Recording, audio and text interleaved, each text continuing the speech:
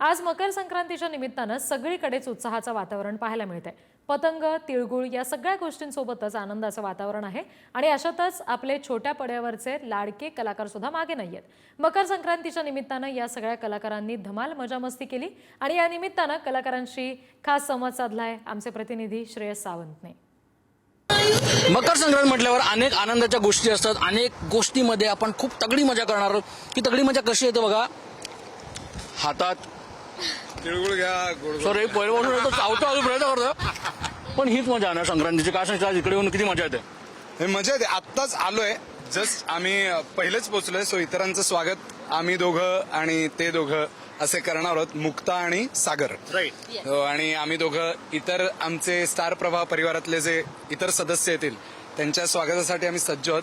आमच्या स्वागतासाठी तुम्ही सगळी मीडियावाली मंडळी सज्ज होतात। खूप भारी वाटतं, तुम्ही येता तेव्हा काही ना काही ग्रँड माहोल असतोच।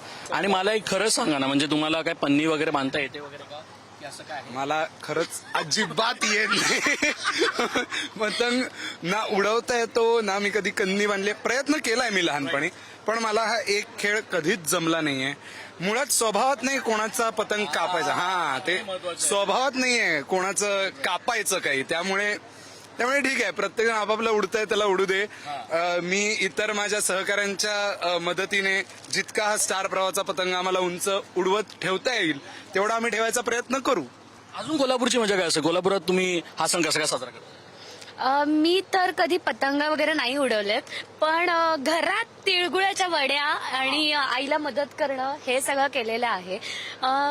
बाकी हळदी कुंकू असायचं घरी। आई संध्याकाळी सगळ्यांना बोलवायची, सगळ्या बायकांना बोलवते आणि मग मी हळदी कुंकू लावणार, मग माझी बहीण त्यात तर लावणार। या सगळ्या गोष्टी छान। आणि बोरन्हाण वगैरे, लोकांच्या घरी बोरन्हाण्याला जायचं।